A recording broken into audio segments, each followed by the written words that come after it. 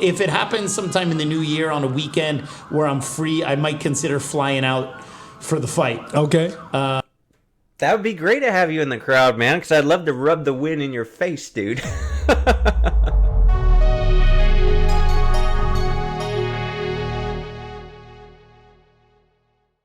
Thought it'd be fun to do a reaction video on this latest Kung Fu Genius podcast. Make sure to check out his YouTube channel, Kung Fu Genius, by the way.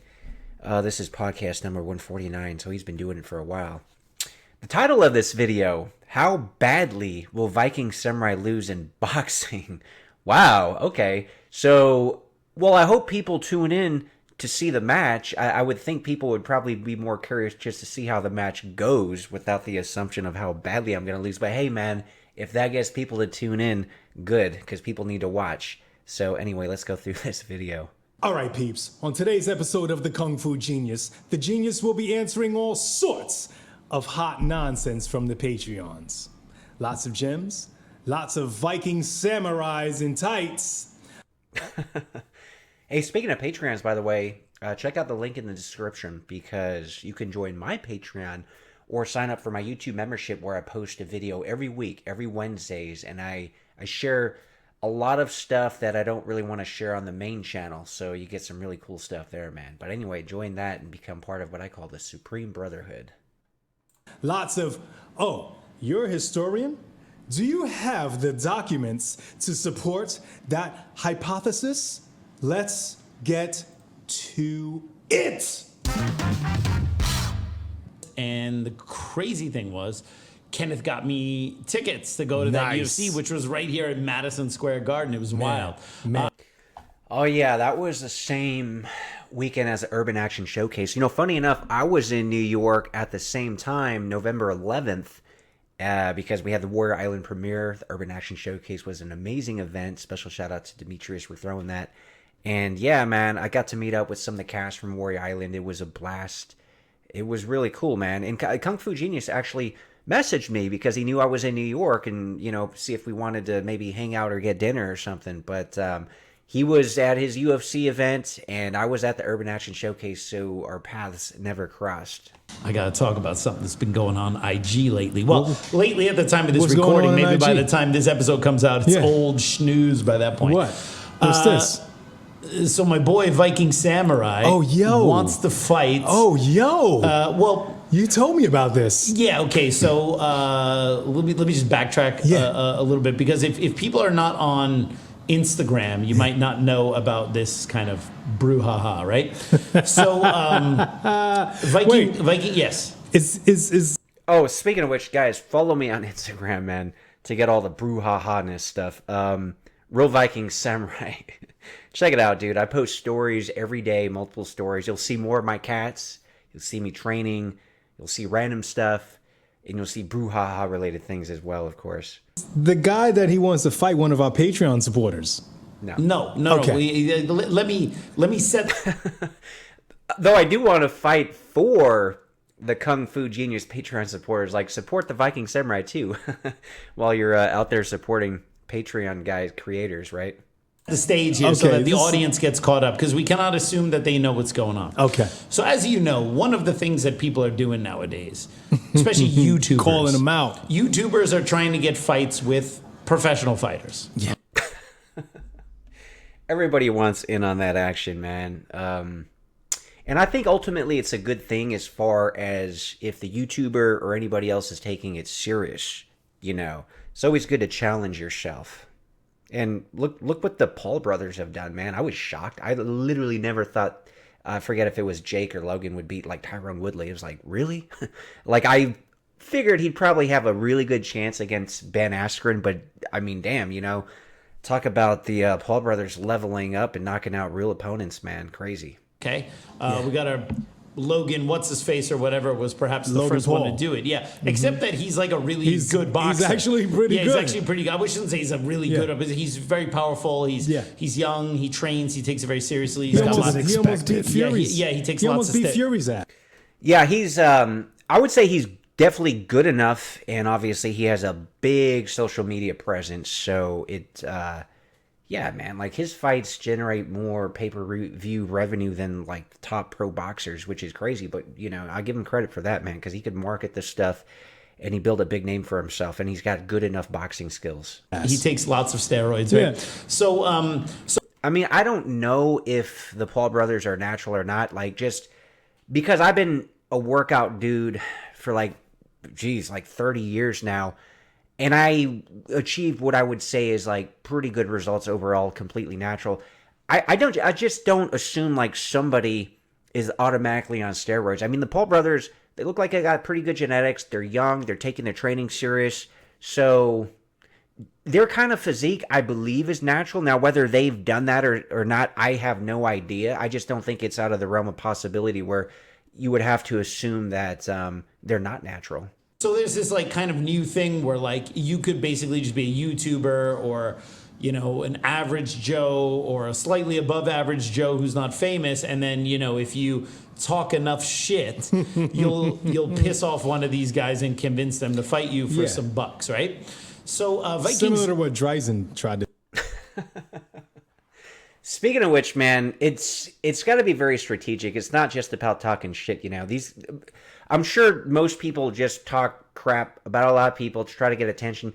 You have to have like some kind of social media presence, and you have to, get somebody's attention. Like, for example, of course, this whole thing started with Michael Bisping saying Frank Dukes is the biggest martial arts fraud of all time, and I interviewed Frank, and we basically broke down his argument, and, Michael Bisping looked pretty stupid at the end of the day.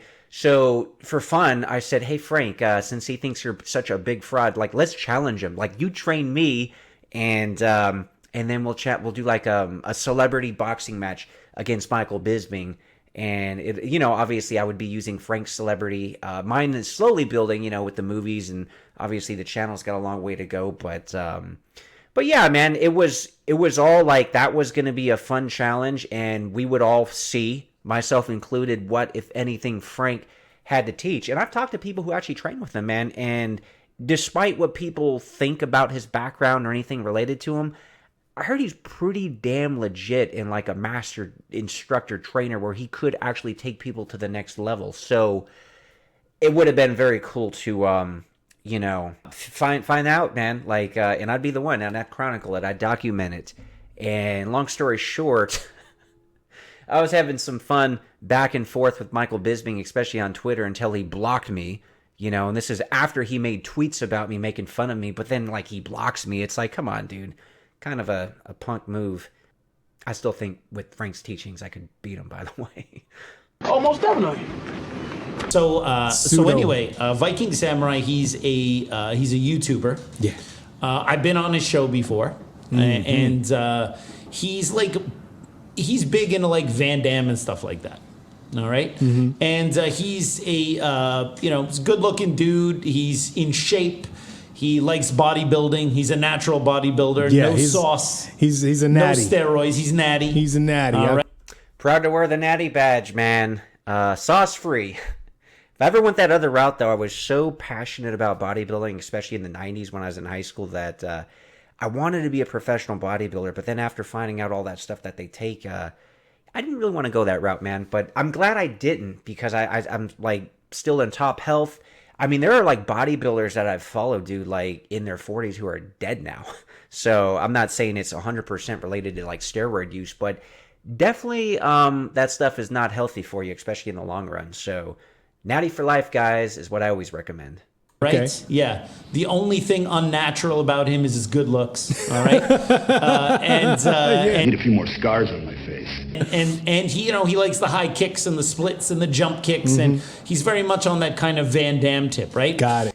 Hey, man, like many of us, I grew up watching those movies inspired by Van Damme and all those other guys. And yeah, man, it was a very special time. But we didn't really have a lot of exposure to the martial arts outside of the movies back then. I mean, yeah, you had like Black Belt Magazine and stuff. You had some tournaments in kickboxing, but it really wasn't popular, man. I know the UFC first came out like, I think in like 93, and it was like marketed as like a human cockfight.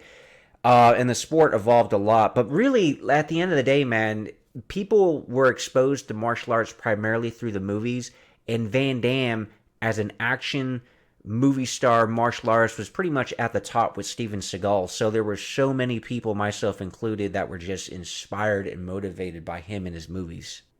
And his channel's interesting. I mean, I found out about Viking Samurai by watching his channel. He had, lots of episodes about blood sport, and he even had Sheldon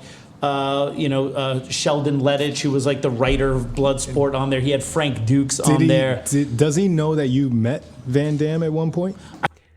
Oh man, yeah, dude, I got so many videos related to Bloodsport, so check those out. I have a Bloodsport playlist. Yeah, I have an amazing interview with Sheldon Lettich, amazing interview with Frank Duke. So much good content on the channel that I've done over the last few years. But I actually have a video series, who are all the fighters in Bloodsport.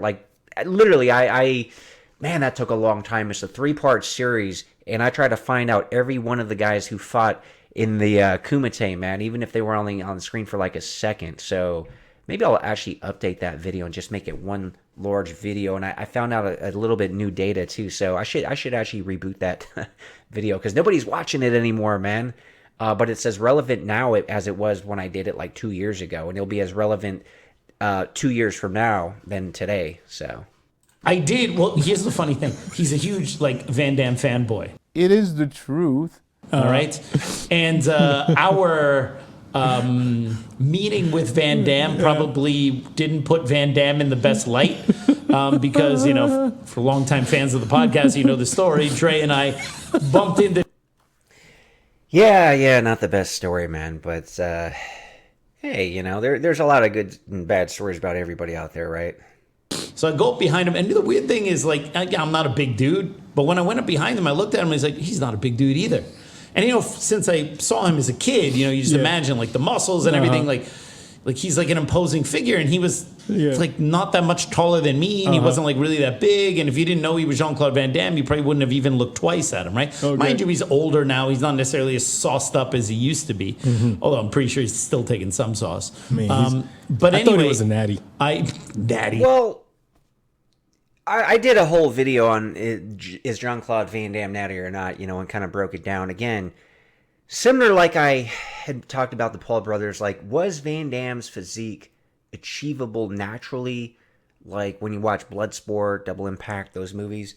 Yeah, 100%, dude. Now, whether he was natural or not, that's another question. The point why I make those videos, by the way, is because, people need to raise their expectations of what you can actually do. Because there are some people that literally think that lifting weights and eating right for years, literally produces zero results. It's almost just like they think, hey, somebody has some muscle and a six-pack, they have to be on something. It's no, man, it's a lifestyle, dude. If anybody trained with me for, say, 6 months, they would, even a week, they would get it and be like, if I did this for a year, I would completely transform. Of course they would, man.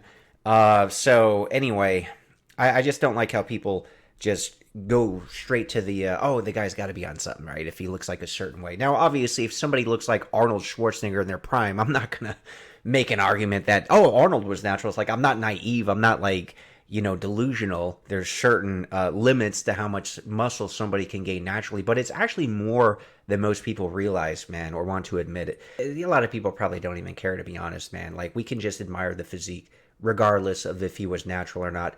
But the point is, that kind of physique is attainable naturally. My ass, right? Well, I don't know. Maybe if you tell Viking Samurai that Jean-Claude Van Damme was not natty, he'll get upset or whatever. I think he's got a little bit of an emotional investment in that stuff. Okay. Nah, I don't really care, to be honest, man. I would want to promote health and fitness, and guys in those movies like Van Damme and Stallone and Arnold, man, people growing up watching them or even watching them now, they could be inspired and motivated, man, and everybody could take their physique to the next level. So, seeing examples of guys doing cool ass stuff, especially in movies, it's just inspiring, man, and it motivates people. I could pretty much guarantee you that someone like Sylvester Stallone, just because of the montage from Rocky IV alone, got more guys in the gym than probably any bodybuilder ever has. He probably stepped on a toe or something. So I was on Viking Samurai's show. Yeah. And I was like, and he's a huge Van Damme fanboy. And I'm like, oh, do you know that I met Van Damme? And he was like, yeah, I think I vaguely recall you posting something, but I think that he doesn't want to hear stuff like that, right? So I tried in a very sideways way to tell the story on this podcast. It's like, well, I tapped him and he might have been on all the sauce. Or maybe I said he was just drunk or something, right? But no, he was high as fuck, man. Yeah, man. Seriously. So anyway. Nothing wrong with that. Viking Samurai is a huge Van Damme fan. And he's also had a series of interviews with Frank Dukes where he was trying, because Frank Dukes is a notorious bullshit artist. That's a lie. Frank Dukes is a Van Damme fan too. No, he's not. The two of them, he sued him. And I could have sworn he was. No, they were back in the day, but they had a very acrimonious split over the movie The Quest. Yeah. Oh, speaking of which, if you want Frank Dukes' side of that story, you got to check out the Frank Dukes interview I did. It broken down in several segments, Of course, Sean Lettich has his story. Sean Lettich was involved with the whole thing, by the way.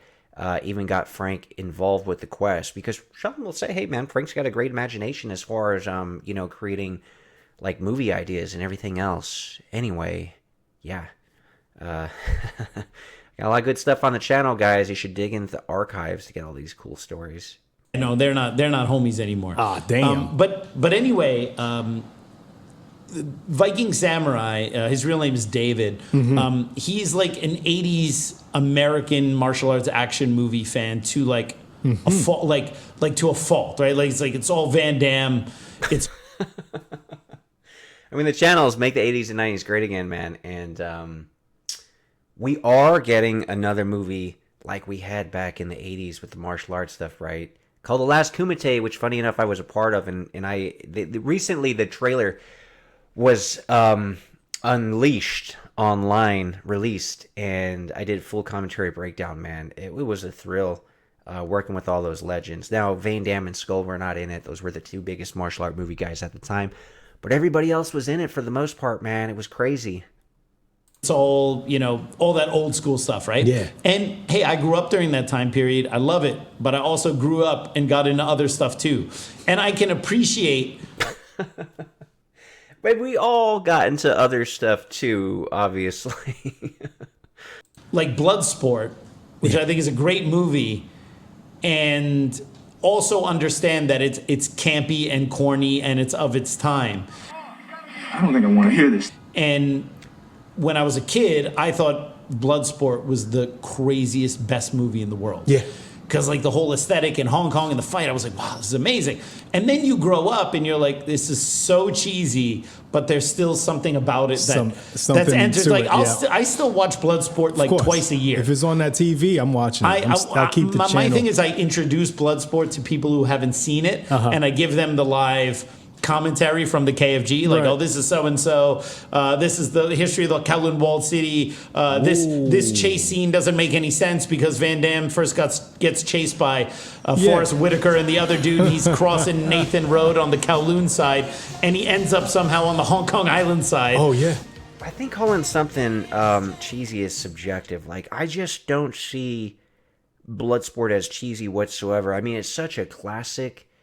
Now, I consider some of the lower budget martial art films at the time, like, King of the Kickboxers is very cheesy because it's got that Hong Kong style. So not only is the action different, but the acting is like over the top. Let the girl go! So as much as I like and appreciate Billy Blanks, the way they made his character and Lauren Avedon do certain things in the film, that kind of came across as cheesy. Even some of the stuff that Cynthia Rothrock has done, and she knows that because I talked to her. Like, she knows those Hong Kong directors want you to do certain stuff, but for an American audience, it like doesn't really work as far as if you don't want to be cheesy. So Bloodsport, even though they shot it in Hong Kong, it was not a Hong Kong film. Canon put it out. It's very much an American production. And it didn't have the cheesiness factor, in my opinion, man. What's the movie with Gordon Levitt and Scarlett Johansson? That movie is funny. That he played a funny character in that movie. Let's go. Keys. He's getting me off topic. All right, he's doing well. Viking doing Samurai. well. I feel bad because Viking Samurai, the moment he knows we're going to be talking about him, he's going to watch this. And he's like trying to listen to what we're saying about him. And we keep getting deep. And he's like, Jesus Christ, stop talking about Say Anything and talk about me. All right. Yeah, basically, dude. I'm trying to do a reaction on this video, man. Like, let's get back to topic. Let's get back to talking about me. I need to react on what you guys say about me, man. Right. So, so anyway, My bad, He Viking. lately, I think maybe in an effort to make his YouTube channel bigger or his Instagram bigger, he's been like trying to get a fight with like a real dude, and he started calling out Michael Bisping of all. Okay, so, yeah, in an effort to make the YouTube channel and Instagram, of course, I would like that to get bigger. Every content creator is always trying to grow. But the real fight thing, man, is something I really want to and am training for, and I really want that challenge, man. The Michael Bisping thing I already mentioned is related to Frank Dukes. So it's a multi-step process. Obviously, you know, making the video, calling him out, it's very hard to get a fight of that magnitude, and I know that. But it has led to some other stuff. So, for example, like, I knew it would lead into something, right? And then there's that challenge from Jimmy Justice, and there's also a challenge from Nam Fan, ex-UFC fighter. And yeah, I will most likely do both of those fights early next year. But see, it's interesting because Nam Fan, by the way, he of course is on Instagram like most people, and he had, you know, we had a little back and forth, and Michael Bisping popped up in the thread. He actually said, I'll just read it. I sympathize with you. He's talking to me, by the way. I sympathize with you and the level of delusion you have.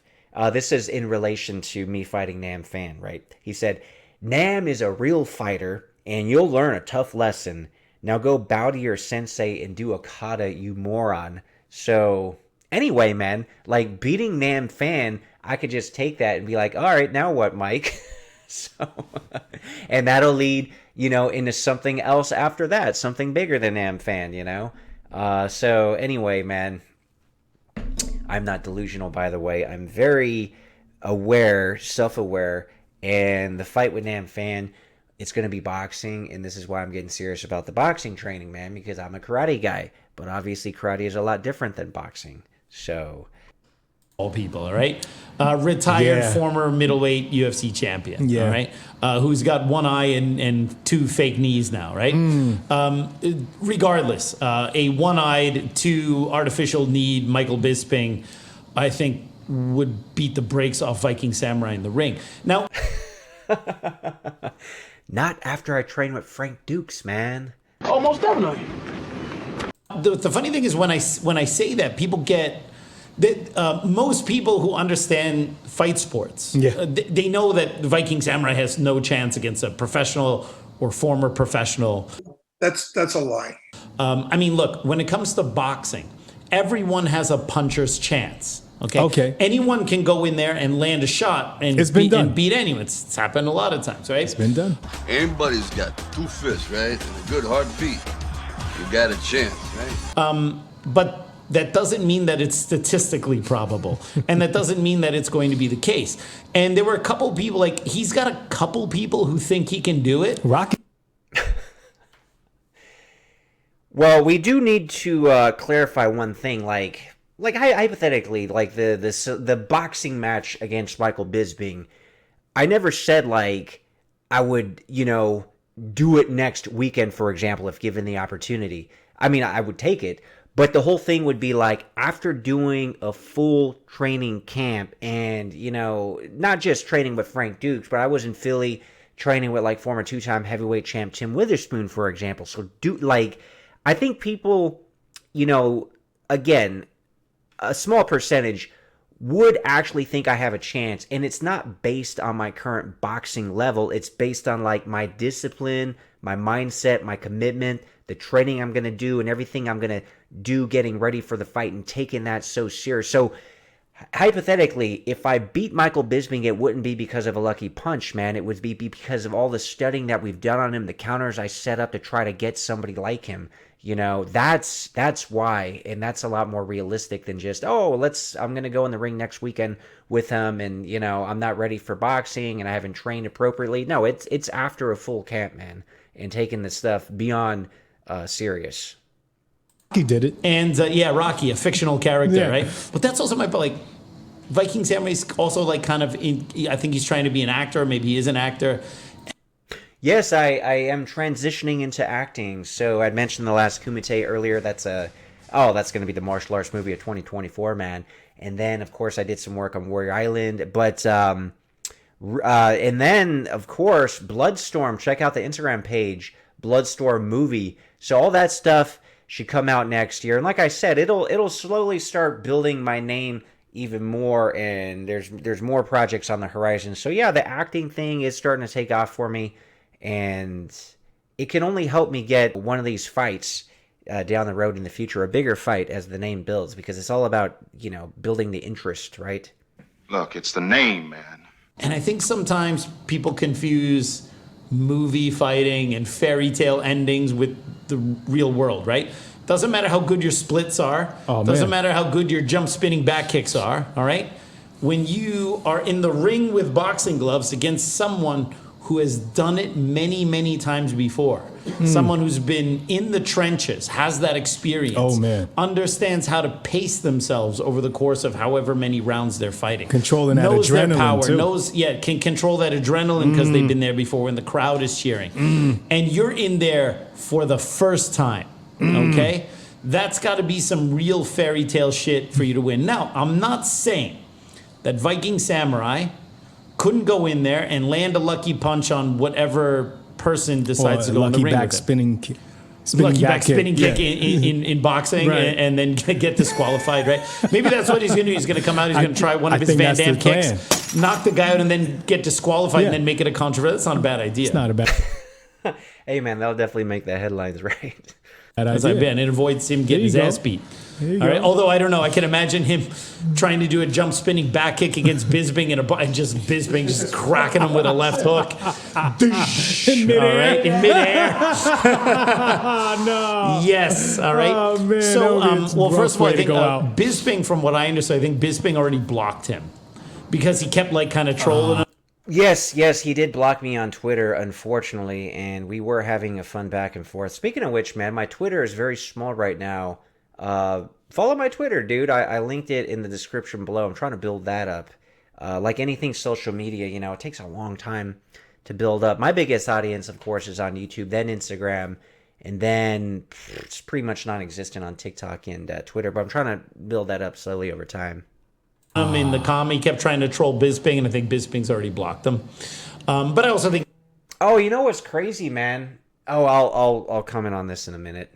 I mean, that's not a big enough fight for Bisping. Is this a loud environment that we're in? No, I mean, that is true. It's not a big enough fight for Bisping right now, and I've always stated that. Like, again, I'm very self-aware, man.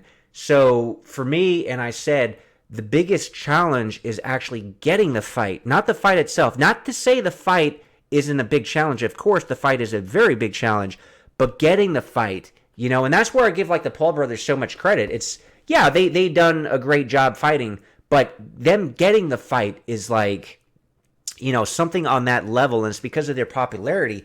That's what made it so, why people wanted to watch, you know, and good for them.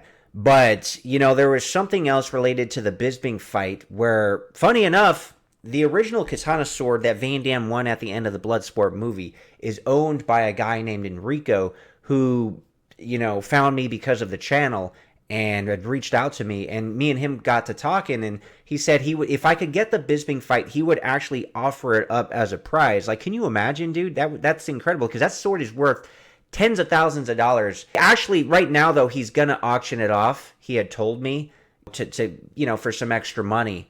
But, you know, had he put that up to offer, like, we would have made sure he was compensated appropriately. Because outside of the sword, obviously, the fight would generate, you know, it would be on an event with other fights, and it would generate money, and everybody would make out quite well.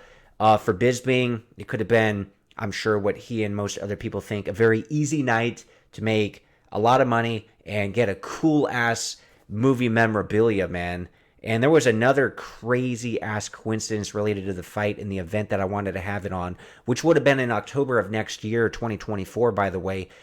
Eerie-ass coincidence, man, where I just, like, felt something like that has to happen. So at the end of the day, look, I don't really care if it's against Bisping. I have no personal beef.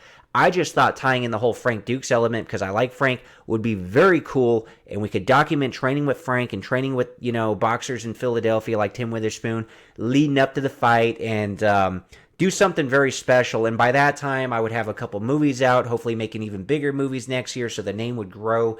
And that's ultimately how I would get that fight, at my current level. Now, of course, Bisping wouldn't take the fight. But I did get under his skin enough, so there is that element, too, where it's like he would probably just want to kick my ass because some of the stuff that I said. So there is that element as well. So it's a combination of everything, of growing my popularity, making it interesting and lucrative enough for him, and then also, well, he would probably just want to beat my ass anyway, so maybe he would take the fight. That would be the ultimate goal and how I would make that happen. But, right now, of course, it's a ways off. But I have a plan and a strategy, man. And like I said, I don't really care if it's a bet against Bisping, though I do want a name opponent, someone bigger after Nam Fan and Jimmy Justice. But, of course, that would only work out and matter if and when I beat Nam Fan and Jimmy Justice. Yes. If...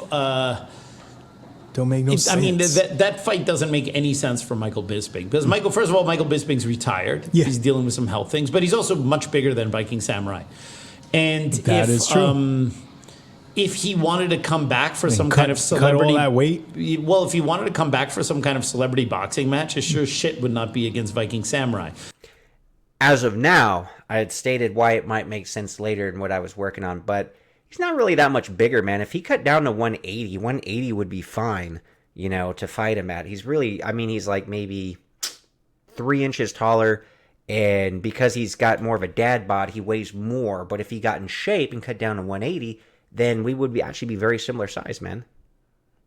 It would need to be against a celebrity, all right? So someone that people know, right? Right. If you're not, like, really cued into, like, the... Jean-Claude Van Damme, Sheldon Lettich, Frank Dukes world of YouTube, you have not heard of Viking Samurai, right?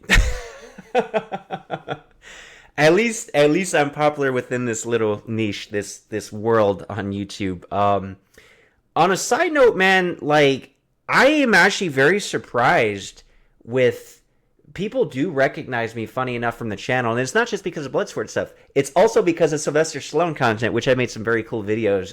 Funny story. Last year when I was in Italy, man, one of the guards at the Sistine Chapel literally recognized me, and I'm pretty sure it's because of the Stallone videos I put out. And actually, he showed me a selfie he took with Stallone the day before I was there. And this was in the news when Stallone was, supposedly going through his divorce, and he was traveling, and he went to Italy and all that other stuff. So funny enough, he was at the Sistine Chapel the day before I was there, and the security guard took a selfie with him and then, like, recognized me from the channel. And another crazy-ass thing, dude, because I don't have the biggest audience in Italy. Like, half my audience is from the U.S., good portion from UK and Australia, maybe even Canada for obvious reasons. Those are English-speaking countries. But literally, I was walking down the street in Rome, and, somebody had blurted out, "Hey, it's Viking Samurai." I was like, yeah, hey, what's up, man? So freaking crazy, dude. That's never happened to me in America, where the vast majority of the audience is, even though I don't have, like, the biggest audience. But if anyone would recognize me, it'd probably be from America. I did have somebody recognize me at the movie theater before when I was watching the Rocky versus Drago, when they did that one-night event at Fandango. And then, of course, I've had a couple people recognize me from the gym. But I was shocked that 2 people had actually recognized me from Italy, of all places, in person. So, but yeah, granted, outside of this realm, as the Kung Fu Genius put it, if you're not, into that Sheldon Lettich, Van Damme, Frank Dukes world, you probably won't really have come across a lot of my videos. And so for Michael Bisping to take a fight with him doesn't make any sense for Michael Bisping, because the thing is, for a former professional fighter, they have everything to lose. Like, yeah, the thing is, yeah, if you're the upcoming YouTuber that wants to get in there and fight a professional, yeah, if you got in there and got your ass kicked, you still win because you got the press, you got the fight, anything, maybe you got he some should money. fight Logan Paul. Yeah. A much more suitable type fight, right? But not, not Viking Samurai, right? No diss to Viking Samurai, because I've been on his show. I think he's great. I love his content, but it's realistic. And I know that in his mind, because he's an actor, he's like, yeah, well, the odds are stacked against me. So I'm going to show them all that, yes, I will get a fight with one of those celebrities. You got to dream big, man. And we'll see how this whole thing plays out. It only matters if I win these first couple of fights, obviously. Kung Fu Genius, he makes certain points. But see, that's like talking about a company like Google or like Microsoft or Apple when they first came out. It's like, okay, they're starting to do stuff, but basically they're, for the most part, worthless company and nobody's really talking about them. But see, he's not seeing the future of what I can become. And, like what any of you guys could become too if you really put your focus and heart into something and the work and the discipline and the strategy. It's like, because, a lot of people don't really know what I'm working on behind the scenes. I got a lot of other stuff I'm working on behind the scenes too. So you never know how, like, again, whoever thought the Paul brothers would become what they became. I do believe that people can manifest amazing stuff, man. Like, amazing stuff. We got to remember, Conor McGregor used to be a plumber on, like, government assistance, and now he's probably close to a billionaire, dude. And when if you watch his early interviews and him talking and his self-belief, like, there's, people probably thought he was delusional, but he fucking made that shit happen, man. And I believe, like, a lot of us can actually do that, though obviously the odds are never going to be in our favor. They weren't in Conor's favor. They weren't in the Paul brothers' favor. So there are people that can defy the odds. Can I defy the odds someday? Maybe. I'm sure as hell going to try. Not sure. Okay. Damn. Anyway, I don't think the Bisping thing's going to happen, and I think that that's good for Viking Samurai because Viking Samurai also has a couple things, in my opinion, against him when it goes to going in the ring and having a real boxing match. Okay. One. Okay. He's never boxed before. He's never been in that type of fighting environment. Two. Well, see, Michael Bisping's not known or a great boxer. I mean, he's got hands, but that's not his specialty either. And again, it's all about the training and the preparation and the sparring and everything else to evolve where I can get good enough. I'm not like delusional where I think, oh, I'm going to all of a sudden be a top level boxer competing against top level boxers who are like, 10 or 20 years younger. It's like, no, I'm not crazy. I'm not delusional, though I know I can get good enough to be competitive against guys that I had mentioned earlier in this video. He's really into bodybuilding. Okay. And now he's kind of, he's training with a boxing coach. And the boxing coach that he has is really great. But the problem is, it's just like when you learn Wing Chun. If I teach you a new move or a new defense, okay, I just taught it to you, but that doesn't mean you can apply it at will. And sometimes from his postings, I have the feeling like, okay, so you just had a boxing session or a sparring session with a really good coach. That doesn't mean you can do that stuff yet freely against someone who's trying to murder your face with boxing gloves. Right. Okay? No. There's a huge cavernous gap Doesn't happen that way. between the technical know-how, learning how to do something, learning step by step, doing it in mitts, doing it with your coach, and then being able to do it when the lights are on, when the adrenaline is pumping, and you're in there with someone who's been there before, right? Yeah, I mean, he definitely makes good points. I will say this, though. I've always performed better in front of a crowd, in front of an audience, And some people do choke with that stuff, man. Some people, there are stories of, like, Mike Tyson's even talked about some guys who, like, are the incredible gym fighters, and they should have been, like, world champions, but they choke when the lights are on. I don't believe that will be an issue for me whatsoever. But he makes other good points. Of course, you could be the most technical guy, hitting mitts, hitting bags, doing all that. But then maybe you actually suck in a real fight because it is a lot different, obviously. effective. Be So, able to execute he'll this. post like, yeah, I just had a really good session or whatever. And in my mind, I'm thinking, cool, you're learning the stuff that everyone you're challenging learned 20 years ago and have been doing it for 20 years. And you just learned it. And I think there's a little bit of a Dunning-Kruger effect in him not understanding that gap. Because someone who's been in the ring before. No, I disagree. Like I said, I'm very self-aware, man. Like I understand what some of these great boxers can do, and even fighters, obviously. But again, action speaks louder than words, man. We'll all see how I fare. Follow the journey into what happens. I mean, guys like Bisping doesn't think I have a chance against someone like Nam Phan, for example. So we'll see. We'll see. It's better, instead of talking about it, we'll actually see how that fight plays out. It doesn't mean that they can't get knocked out or that he can't land a lucky punch. But someone who's been in the ring before and fought before knows what it's like to get punched in the face and not fall apart when it happens. Or maybe he lands and then they go there and they keep going. Right. But he gets that same punch, and it's the first time he feels his nose is bleeding a little bit, his nose is a little twisted, psychologically, his eyes getting a little crazy, puffy, and he's never done that before. And No, we had some pretty good sparring in Philly, man. So nobody likes getting hit, but I took the shots and kept fighting. Like, I'm not too concerned with that part, though. I don't want to get all busted up like nobody would. But as far as I'll keep fighting. Like that part I know is not going to be an issue, man. suddenly he's thinking about that stuff. And the other guy, if he got hit and got a black eye, would just keep fighting and not think about it. Yeah. He's now thinking about the swollen eye, the busted lip, the busted nose, how his feet aren't moving the way he wants it to, and the guy's going to keep coming at him. The other guy knows how to pace himself. The other guy knows how to deal with adversity, and he's going to be in there, and then he's going to realize, oh shit, this is where it comes, right? So the Bisping thing is not happening. So then my boy Nam Phan, who's a former UFC fighter, he's 40 years old. He still trains every day. He's got Can an Asian brother get some love? That's right. Our boy Nam Phan, MMA, right? At Nam Phan, PHANMMA. That's his famous quote, by the way. And he's great. I love him. And he's a fan of the podcast, and he's said like really nice stuff about the podcast. He's always like really encouraging to me, and like, you know, he's like, oh brother, you're really great shape or whatever, and it's a total honor for him to say that about me. And he had this like very innocent posting where he talked about Nate Diaz and calling out regular people to fight.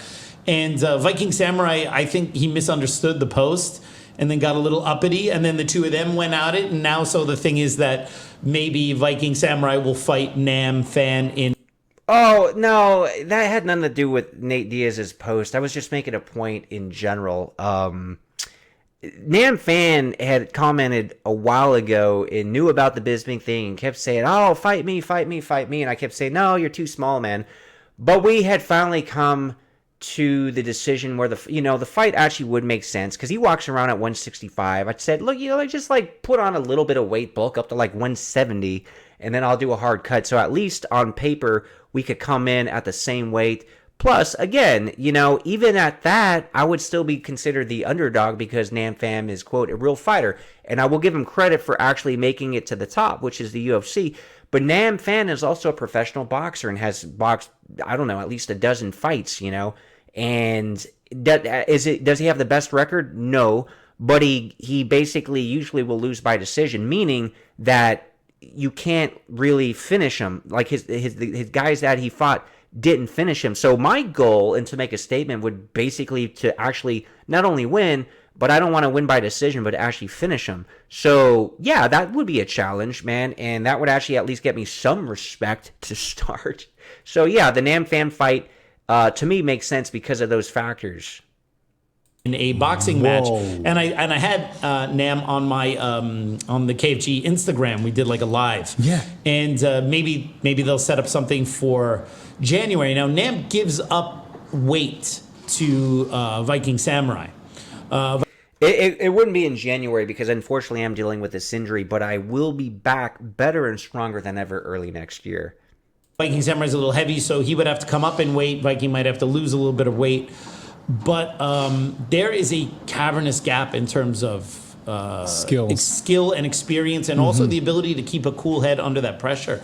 See, I love being the underdog, man. Like, it wouldn't really work in my favor if the majority of people think I would win. Like, that, that would not work in my favor. But being the underdog and winning actually completely shifts everything, man. So, yes, I'm very excited about this Nam Van fight, dude. It's one thing to stand there and hit a bag. It's another thing when the guys hit you a couple times and you hit him a couple times and he's not going down. Yeah. And then you're like, dude's not going down. He keeps coming at you. I think that there's a part of me that I know that Viking Samurai's trolling a little bit, because I think he knows that this is, if he gets a fight like this, it'll be good for his channel because he'll get some exposure. But I also think that there is a part of him that thinks that he can legitimately beat a professional or former professional or retired professional in the ring just because he lifts weights and hits the bag a little bit. Yes, this will help grow the channel in the presence.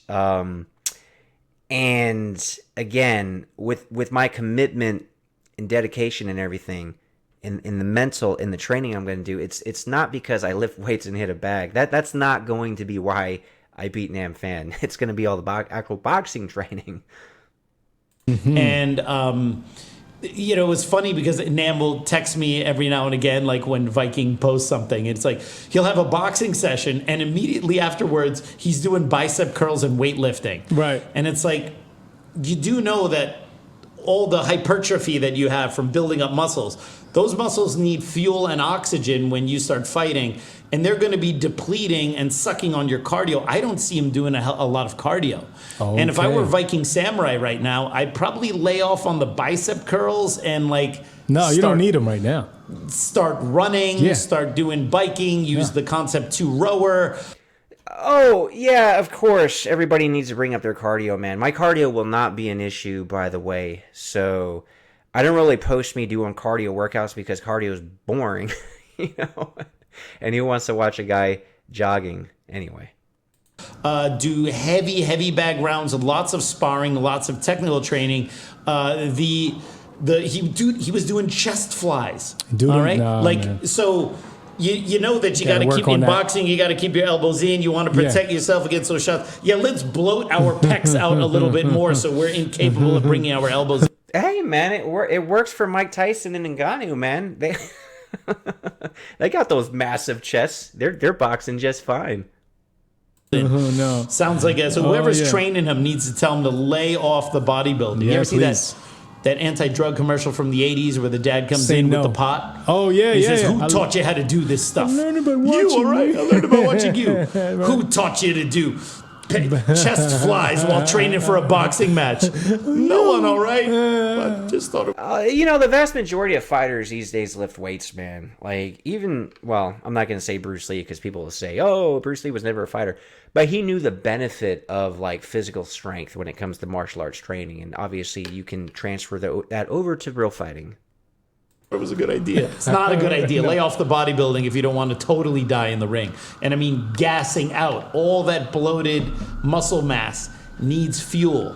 That's fuel that you're not going to be able to use for punching because it's just there to keep that stuff moving. So anyway, we will keep up to date on this ongoing saga. If it happens sometime in the new year on a weekend where I'm free, I might consider flying out for the fight. Okay. That would be great to have you in the crowd, man, because I'd love to rub the wind in your face, dude. That'd be a lot of fun. So anyway, I might be down for that.